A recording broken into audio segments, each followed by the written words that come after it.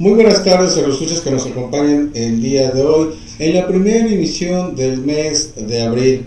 Después de que ustedes hayan estado disfrutando cualquiera que sea su creencia religiosa, que algunos pudieron salir, disfrutar de la familia, disfrutar de un descanso, estamos aquí nuevamente con todos ustedes, transmitiendo nuevamente para todos ustedes y con el gusto de estar con todos ustedes, valga la redundancia de estar con ustedes, porque realmente es un placer estar con cada uno de los que nos sintonizan día con día en las emisiones. Acuérdense que este es un espacio para todos ustedes en donde estamos haciendo llegarles temas que puedan despertar en ustedes la capacidad de ser mejores en su medio que se desarrollan, de incursionar en el ámbito del peritaje, de actualizarse también y por qué no formar parte de nuestro gran equipo de trabajo, de nuestra consultoría y capacitación en ciencias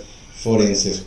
Es un gusto el día de hoy también volver a estrenar otra parte de nuestra escenografía. Como es ahora, ya tienen en pantalla, y los invito a todos ustedes a que seleccionen, escaneen, mejor dicho, el código QR que tienen a disposición ya de todos ustedes, donde van a encontrar información de cómo nos pueden contactar y pedir informes, y cada vez van a estar apareciendo distintos QR con información de nuestras distintas direcciones jurídica, académica, ciencias forenses, de nuestra clínica en psicología jurídica, etcétera. Y esto es porque estamos creciendo para todos ustedes en cuestión tanto de diseño como en contenido.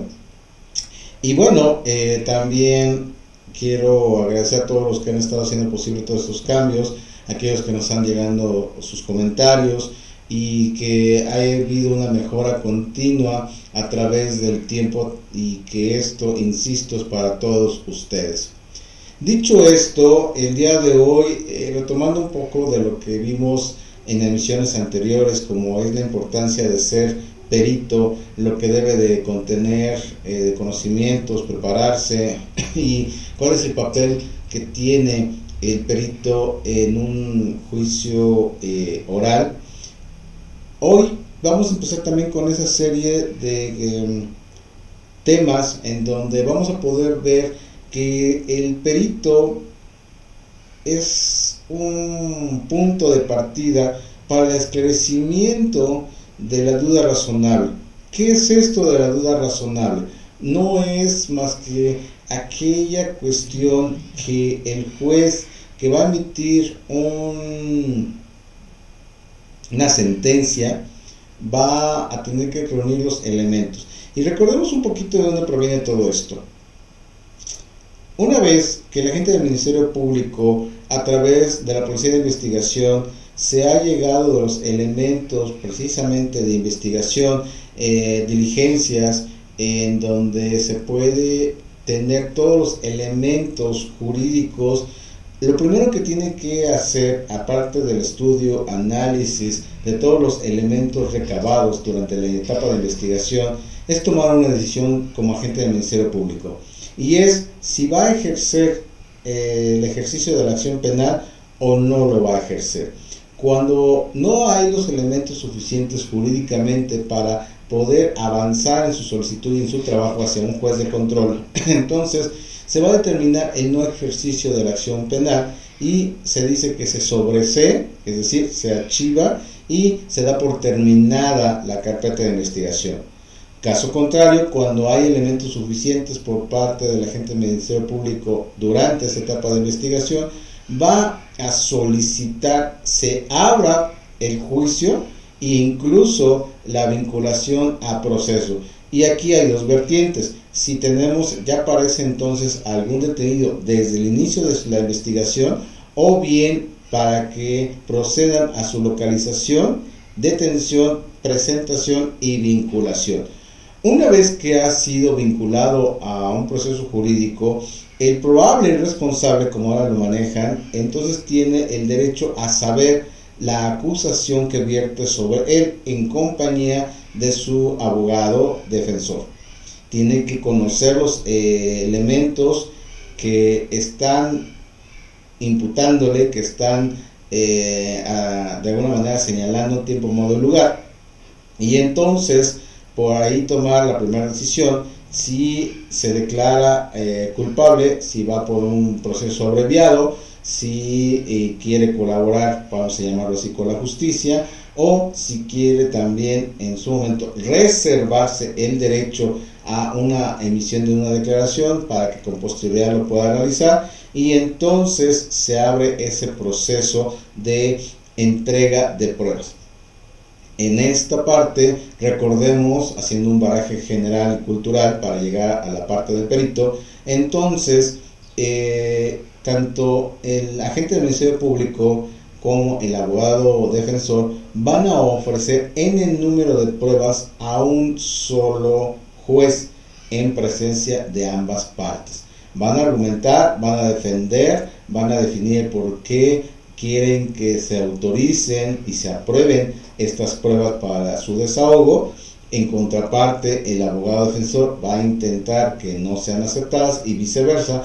Cuando el abogado defensor esté ofreciendo las pruebas, el agente del Ministerio Público hará lo consecuente. Una vez que acaba esta parte, entonces este juez va a poder determinar cuáles pruebas reúnen los elementos jurídicos que realmente están aportando información valiosa para el esclarecimiento de la duda razonable, y va a cerrar esta audiencia. Aquí es muy importante precisamente que si ya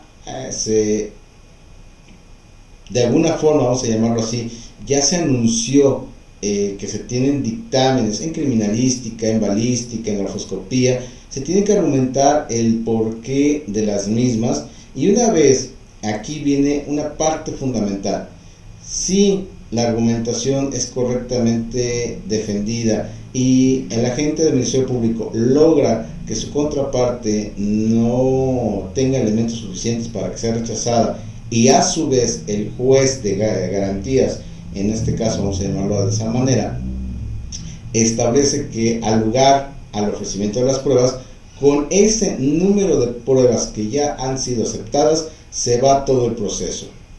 No así con las pruebas que han sido rechazadas, desechadas, y que ya no podrán volver a ofrecerse. Y esto aplica para la agente del Ministerio Público tanto como para el abogado defensor.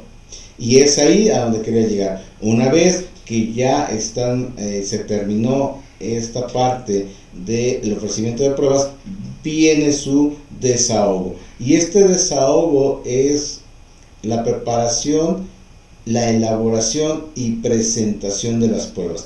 En este caso, los peritos vamos, dependiendo también de la forma de trabajo de los juzgados, muchas veces nos van a mandar a llamar para que una vez que aceptemos el cargo de perito, lo ratifiquemos.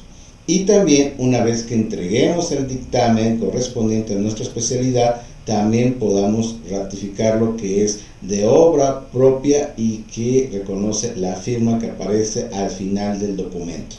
Con esto toma fuerza la prueba que estamos ofreciendo como dictamen, y nos abrirán, no de manera inmediata, sino de acuerdo a la agenda también del juez y de la cantidad de pruebas que hayan sido ofertadas y aceptadas, para que nos den la fecha de su desahogo.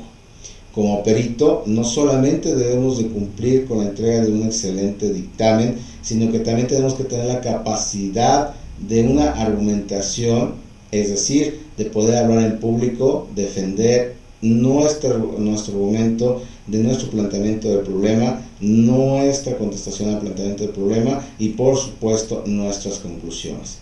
Y es ahí estamos por parte de que somos peritos oficiales mediante un llamado a través del agente del Ministerio Público. Entonces nos tocará defender la postura de la acusación mediante un dictamen, y nos van a hacer, el primero que nos va a hacer las preguntas va a ser el agente del Ministerio Público. Una vez que concluyamos nuestra participación en esta etapa de interrogatorio, les va a dar, mejor dicho, el uso de la palabra a la contraparte. Es decir, al abogado particular.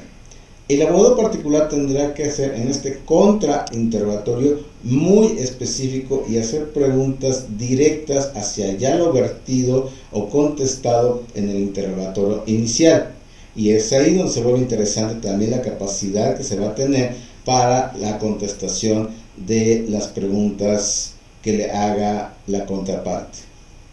Pero por si esto no fuera poco, una vez que termine la parte del contrainterrogatorio, viene algo que se denomina contrainterrogatorio. Es decir, nuevamente el agente del Ministerio Público ahora únicamente podrá hacer preguntas también de manera específica y exclusivamente sobre las preguntas y respuestas emitidas por el perito, de las que fue partícipe a través de su interlocutor, del defensor, del probable responsable. No podrá hacer otras preguntas más que vertidas en lo ya dicho. Una vez que concluye esto, se libera al perito y termina su actividad. Y cuando es el turno del abogado particular, abogado defensor, litigante, como le queramos llamar, entonces pasa exactamente lo mismo, solamente que el orden se modifica. Es decir, el que realiza el interrogatorio es el abogado particular, el que realiza el contrainterrogatorio es el agente del Ministerio Público y el contrainterrogatorio lo hace nuevamente el abogado particular. Y aquí hay que detenernos también en mucho que va de la mano con la temática anterior, porque todavía a veces lamentablemente los peritos no se quieren especializar o tomar la delicadeza de leer los demás dictámenes. Acordémonos de algo trascendental. El abogado oficial, es decir, e insisto, aquel que trabaja para la fiscalía y que por medio de un llamado del agente del Ministerio Público interviene en una investigación, lleva la ventaja jurídica de tener los indicios a su disposición. Deberá indicar si para su análisis que va a realizar sobre estos indicios ya no va a ser factible regresarlos, porque por su propia naturaleza tienden a ser destruidos. Y en caso de que así lo haga, dejar testimonio de toda la parte de probanza que se le realice a estos indicios y que se incorpore al expediente. Cuando llega el perito particular, es decir, el que se contrata por parte del probable responsable, puede ser que todavía tenga a disposición los indicios recabados de manera original, o que se encuentre con esa documentación donde está toda la metodología de los análisis realizados a los indicios, e insisto que por su naturaleza son destruidos durante su observación, estudio y análisis. Y es ahí donde se vuelve importante entonces la comprensión de la lectura por parte del perito, porque con esos elementos de estudio, ojo, elementos de estudio, tendrá que elaborar su propio dictamen. Estábamos cayendo en una ambigüedad, porque también nos decía que había un tercero en discordia, un perito tercero en discordia. Y entonces, este tercero en discordia lo que hacía era que supuestamente, y lo digo con todo respeto, supuestamente ninguna de las partes debía conocer de quién se trataba. Le entregaban tanto la carpeta de investigación como los dos peritajes. Él o ella hacía su propio dictamen, emitía sus conclusiones y los entregaba a las autoridades de la fiscalía, teniendo dos probables soluciones. La primera, decir que está a favor de lo expresado en el dictamen y argumentado por el perito oficial, o que está a favor de lo analizado y vertido en el contenido del dictamen por el perito particular. Y entonces, a quien este perito tercero en discordia no le daba la razón, tenía que pagar sus honorarios. ¿Y por qué lo digo que es una especie de laguna? Porque lamentablemente la secrecía que se debía tener no se cumplía. Tanto agentes del Ministerio Público como abogados, ¿cómo le hacían? que tenían acceso a la información del tercero en discordia y se acercaban, no quiero decir que para incitarlo de alguna manera a que se quedara que fallara a favor de una persona vía una especie de ¿cómo le diremos? Remuneración económica, vamos a llamarlo así, pero se daban los casos. También se daba el caso de que los peritos, los terceros en discordia decían que por favor se retiraran, porque de lo contrario estarían obligados a reportar este ilícito al juez en turno. Como también hay lado positivo, hay lado negativo y viceversa.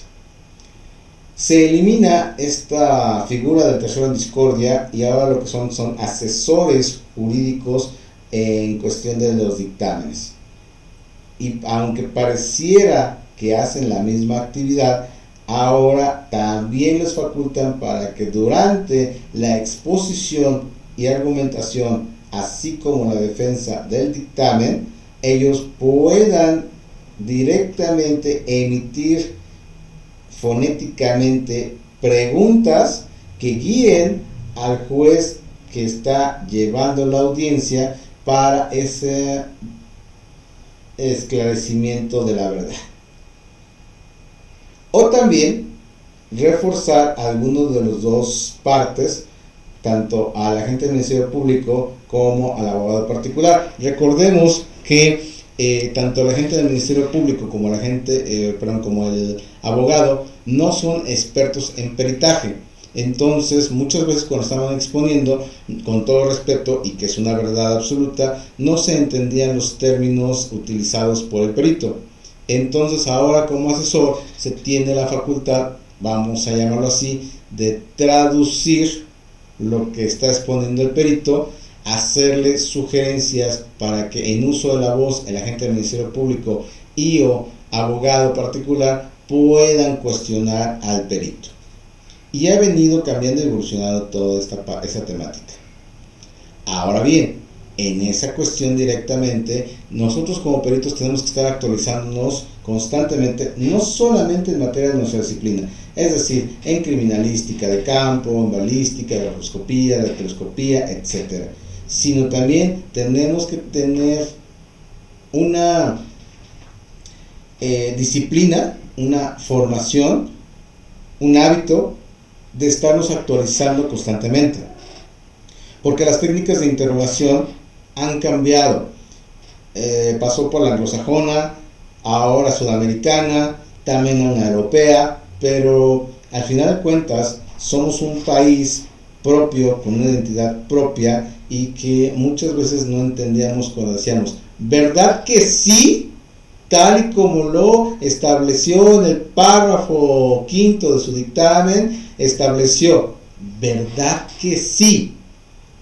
En español pudiera decir que es una ambigüedad, ¿verdad que sí? Yo no puedo como perito decir, ¿verdad que no? O en su momento nos decía, por favor a los siguientes cuestionamientos responda única y exclusivamente sí o no. Y en este ámbito del peritaje, con todo respeto, no hay una verdad absoluta. No podemos como peritos establecer conclusiones directas, es decir,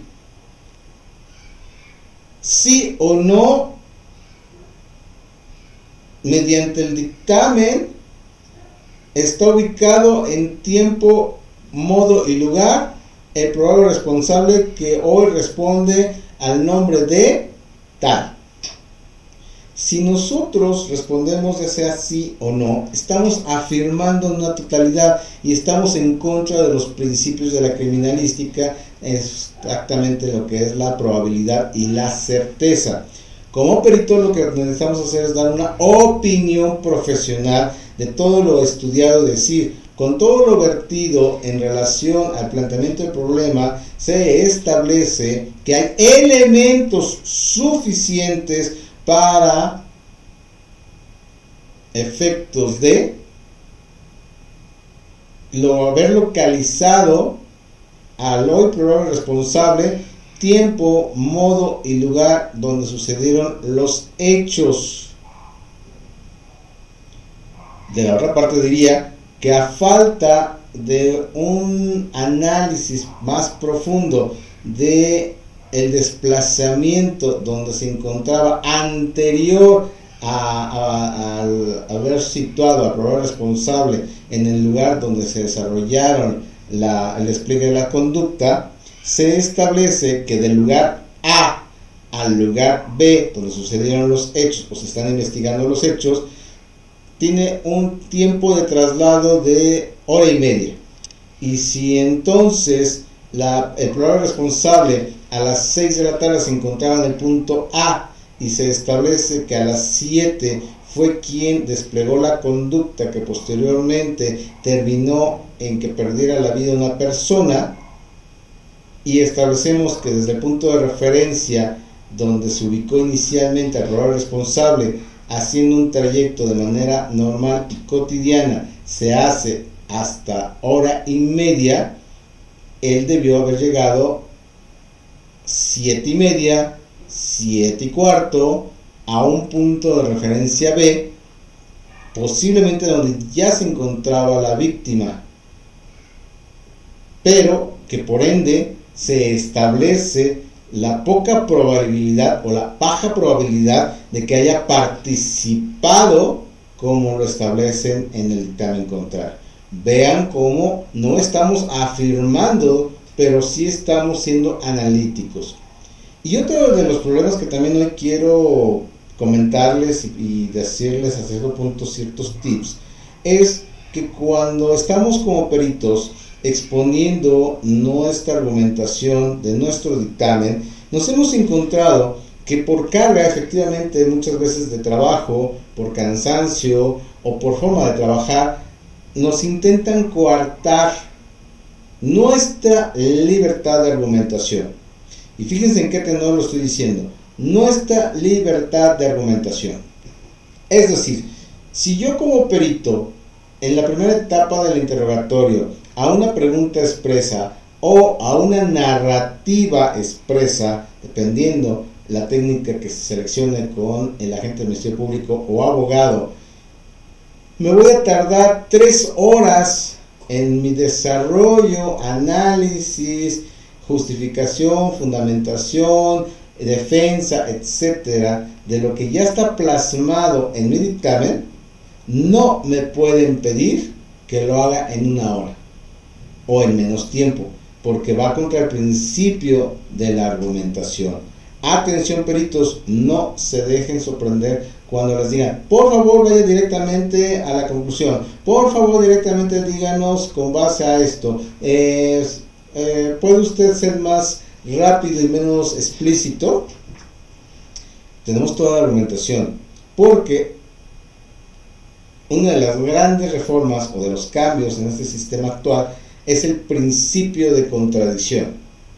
Si se nos es coartada nuestra libertad de expresión al momento de estar hablando de nuestro dictamen, está en contra del principio mencionado. ¿Y qué es contradecir jurídicamente? Simple y sencillamente no estar de acuerdo con lo vertido por la contraparte. Por ende, podemos tener un sin límite de tiempo para intentar tener la convicción del abogado en referencia, del juez en referencia, y esclarecer su duda razonable. Entonces, no se dejen sorprender ni peritos oficiales ni peritos particulares por la carga de trabajo, porque nos pueden decir: bueno, resuma su participación porque tenemos otra audiencia, o porque el agente del Ministerio Público tiene carga de trabajo, porque se necesita ausentar, porque no hemos comido, porque ya son las 8 o 9 de la noche. ¿Y qué es lo que pasa a veces? Que en este margen de ideas que les estoy compartiendo, muchas veces nos citaban a las 3 de la tarde para iniciar la comparecencia. Pero resulta que el perito anterior terminaba su participación a las 5:30 de la tarde. Entonces iban desplazados por hora y media. y pues obviamente nos tenían que atender. Pero también dice que debe, de ante una carga de trabajo, no debe de pretender el juez de juicio oral terminar en una sola sesión con todo el desahogo de pruebas para que tenga la capacidad analítica de estudio necesario para dar su resolución. Entonces, muchas veces nos dicen, se va a diferir, se va a reprogramar su participación en la audiencia, venga por favor dentro de 2 días a tal horario. Y debemos estar con esa disponibilidad.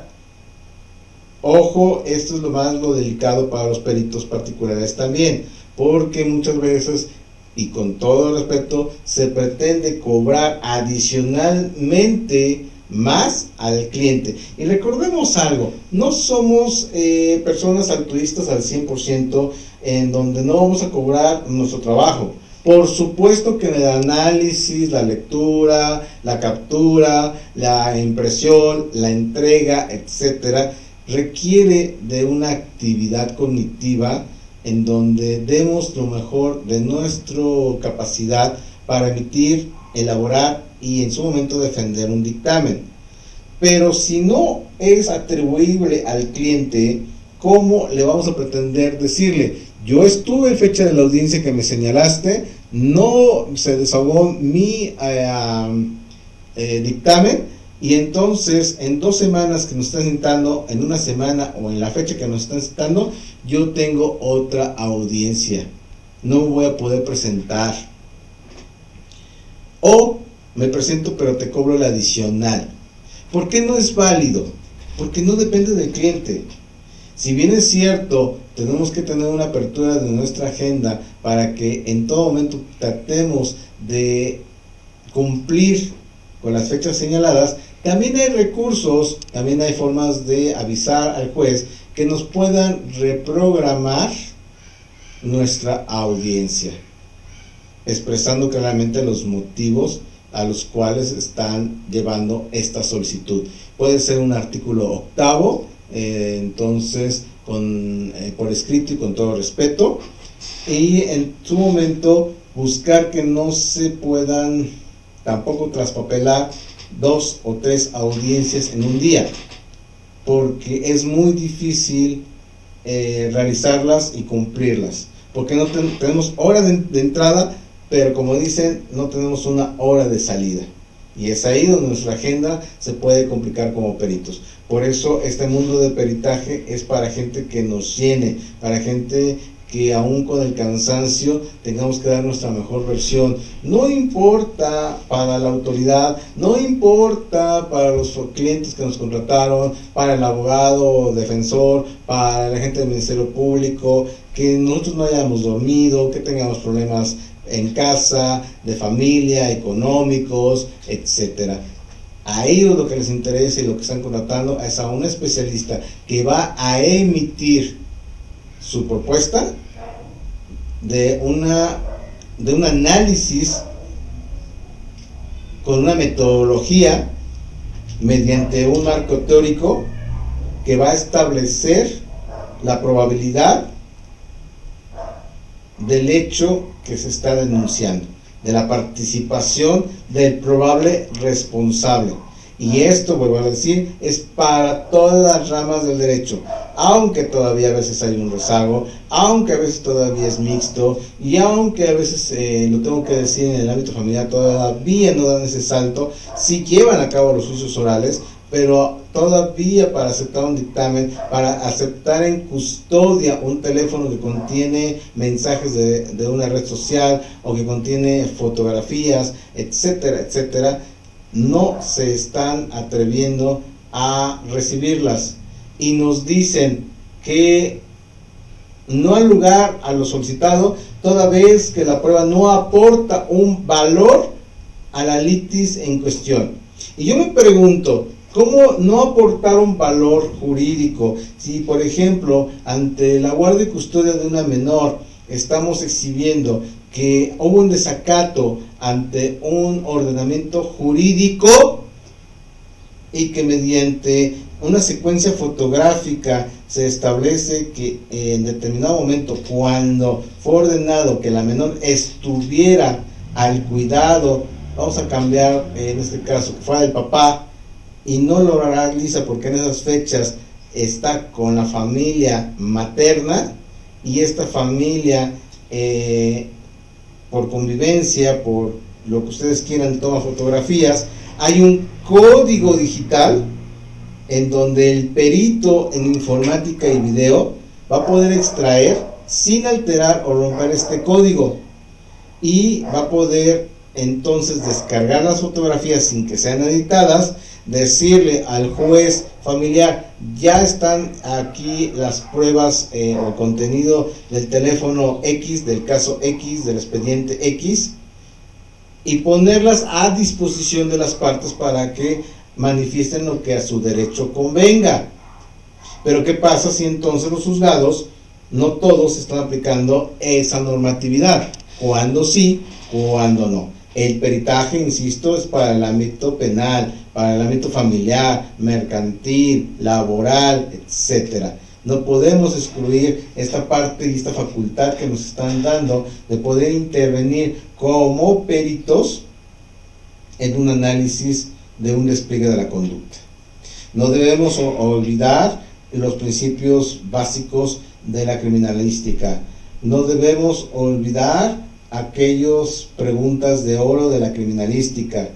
Y por supuesto que nuestros planteamientos del problema no tienen que ser de media hoja, no tienen que ser de 2 hojas. No busquemos decir: es que entre más me adorne, mucho mejor me va a ver el juez. Tampoco seamos ratíticos y en 2 renglones queramos plantear el problema y en un renglón dar respuesta. No, seamos objetivos del alcance que tenemos, redactemos de manera mejor, más clara, cotidiana, para que nos permita en su momento poder desempeñar una adecuada, profesional y correcta exposición de nuestro dictamen. ¿Y qué es lo que pasa ahí? Nuevamente, también como perito podemos decir: hice 20 preguntas y contesté las 20 preguntas. No pongo en tela de juicio que pueda responder por escrito las 20 preguntas, pero ¿qué pasa? Nuevamente regresando a esta parte de la interrogación y contrainterrogación, si dentro del proceso del contrainterrogatorio, ya sea agente del Ministerio Público o abogado particular, nos dice como perito: a pregunta expresa en su numeral número 15, ¿nos puede decir textualmente su respuesta? Por supuesto que hay gente privilegiada con una memoria increíble, y la verdad es que me merecen todo mi respeto y admiración, porque tienen una memoria fotográfica. Me ha sorprendido gratamente cuando están teniendo esa capacidad de recordar frases, página, nombre de un autor, y digo: yo quisiera tener esa capacidad. Pero más allá de esa capacidad, si no recordamos, si no estudiamos nuestro dictamen y nos salen con este tipo de preguntas, seguramente van a lograr que caigamos en una contradicción, y es ahí donde vamos a poder tener un alto porcentaje de que se pierda nuestra información. Entonces, por obvios motivos, lo que se hace es recomendar que sean preguntas directas, que posiblemente pueda ser en un enunciado, y que no nos queramos ni adornar en las respuestas ni en el desarrollo de las mismas. Eso es parte del cuerpo de un dictamen, es parte de nuestra labor y de nuestra argumentación. Ahí podemos decir lo que nosotros queramos sobre el asunto, pero si estamos hablando de un dictamen en balística, en una lesión por arma de fuego o un fallecimiento por las lesiones ocasionadas por 3 o 4 o n número de disparos de un revólver calibre X, entonces tampoco podemos o es válido hablar de repente de ¿qué les gusta?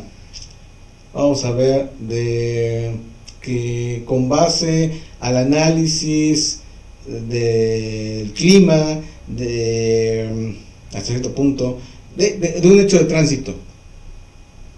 Podemos decir que si lo que estamos analizando, el fallecimiento o la lesión, se produjo porque hubo un altercado de tránsito, tiene relación directa.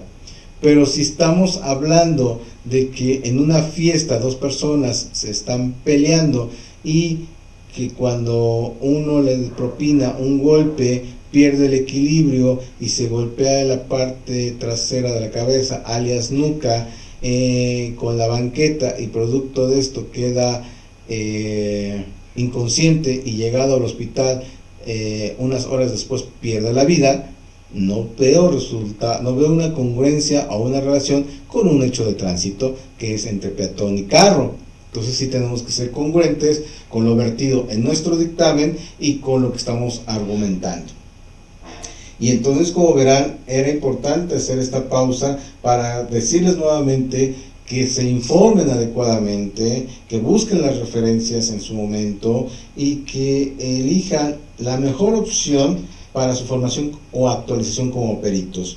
Acuérdense que en ese sentido, sabemos que por supuesto que hay despachos y consultorías con mucha más experticia o con mucha más capacidad en instalaciones o lo que ustedes quieran, aunque luego me regañen por decir esto, pero si somos una opción confiable, una opción donde vamos a garantizar que tú vas a adquirir los conocimientos, habilidades y destrezas necesarios para conducirte como perito, donde te vamos a dar los conocimientos que sean necesarios, pero también la práctica. Y acuérdense que podemos emitir un diploma y constancia que te acreditan que cubriste un diplomado, más no que eres perito. No pierdan de vista esta importancia. Para ser peritos tienen que tener una credencial que los habilite como peritos. Tengan siempre presente esto. Y por eso se decidió, y que cada vez somos más exigentes en nuestro cierre de nuestro diplomado en criminalística de campo, dactiloscopía, grafiscopía, fotografía, etcétera. Siempre están ante una emisión de una audiencia de juicio oral con un agente del Ministerio Público, con un abogado particular, para que se sienta esa adrenalina que únicamente se puede realizar cuando estamos en las audiencias. Y aquí también tenemos que valorar el costo-beneficio. También tenemos que valorar que nos vamos a enfrentar a muchos cuestionamientos de nuestra familia, de nuestros seres queridos, porque hay veces que vamos a tener que estar estudiando, porque hay veces que nos toca después de 15 días, después de un mes, después de N tiempo, y decimos, ¿y de qué se trataba el asunto? ¿De qué era? No se vale improvisar por el simple hecho de decir, ay, ya no me acuerdo, pero bueno, no se van a dar cuenta. Es más, me pueden preguntar y sobre la marcha puedo ir recordando información. Tengamos un orden administrativo en nuestros expedientes, tanto de manera presencial o material, si ustedes lo quieren ver, como digital en nuestras computadoras, en nuestros respaldos, para que cuando nos digan, después de N tiempo transcurrido de entrega del dictamen, que tenemos que comparecer ante la autoridad correspondiente, podamos tener esa responsabilidad, esa ética de agarrar el dictamen y entonces estudiarlo, actualizarlos y estar listo para una audiencia. Ninguna audiencia de desahogo de pruebas, aunque sea el mismo dictamen en materia, es decir, que hoy lunes 10 de abril estemos defendiendo un dictamen en, ¿qué les gusta? Lesión y fallecimiento por arma de fuego, donde se encontraron 3 trayectorias en el cuerpo del lobio occiso, una que entró por la boca del estómago, otra que perforó pulmones y la tercera que llegó hasta el corazón. Aunque en N tiempo se vuelva a tener el mismo asunto, no nada más es un copy-paste. Debemos volver a analizar cada asunto como si fuera único, como si fuera transparente como primera vez, podemos basarnos y decir, bueno, ¿qué usé en el momento del anterior dictamen? Es válido, pero aún así el marco teórico y lo que es el análisis, lo que es por completo un dictamen, tiende a moverse, es decir, a ser dinámico, porque aunque pareciera que es el mismo asunto, las circunstancias de tiempo, modo y lugar son totalmente distintas.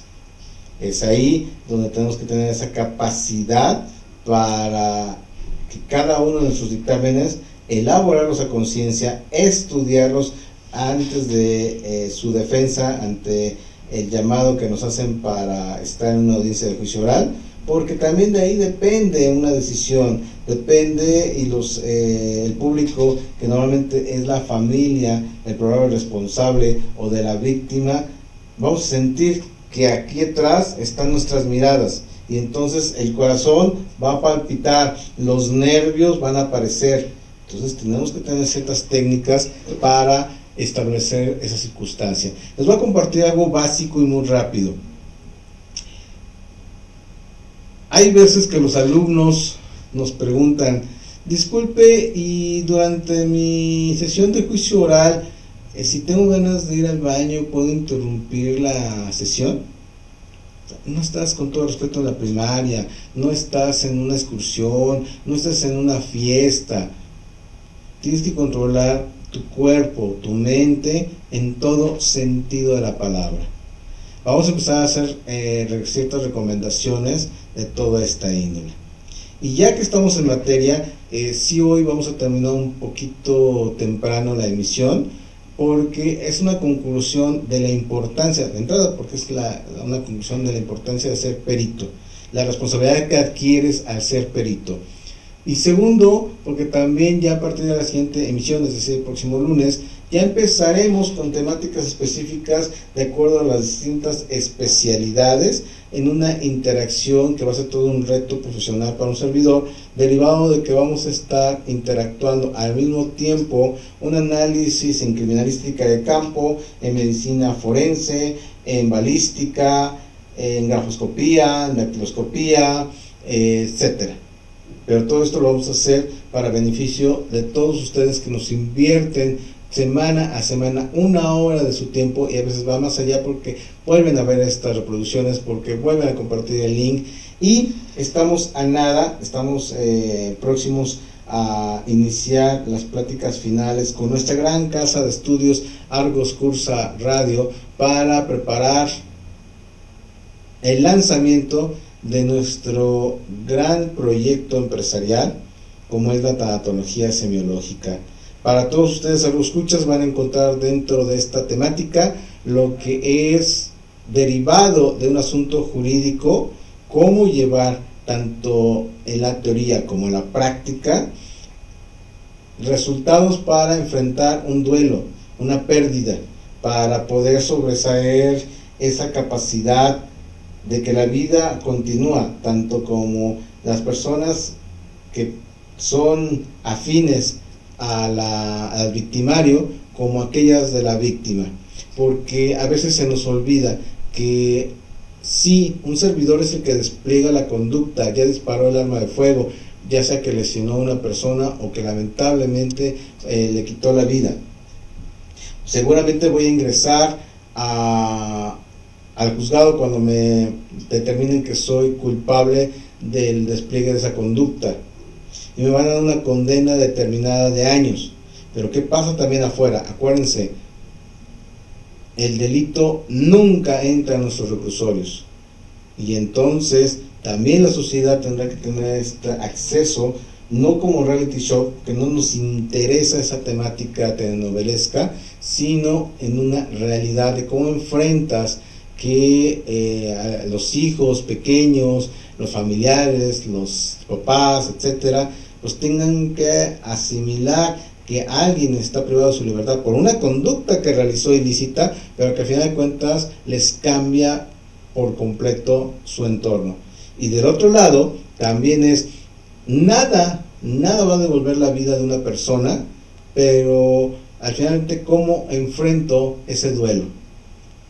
cómo prevengo y qué hago antes, durante y posterior, porque también estaremos abordando casos prácticos, aunque vamos a cambiar nombres y ciertas entidades, porque la trascendencia de las últimas noticias es alarmante.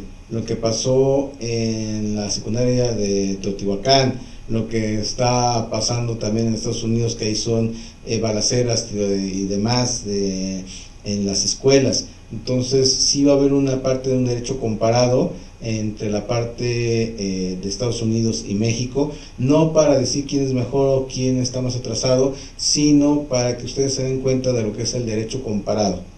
Mientras tanto, que todo esto que ahorita le estoy anunciando, por nuestra parte, el día de hoy, cerrando esta temática de la importancia de ser perito, la diferencia de ser perito, y que no nos inventen que hay peritos técnicos, que no nos quieran vender humo cuando nos dicen que con un diploma de 120 horas de un curso podemos avalarnos como peritos y que con ello podemos participar como técnicos, o que estamos en desventaja por aquel que tiene una licenciatura más un diplomado.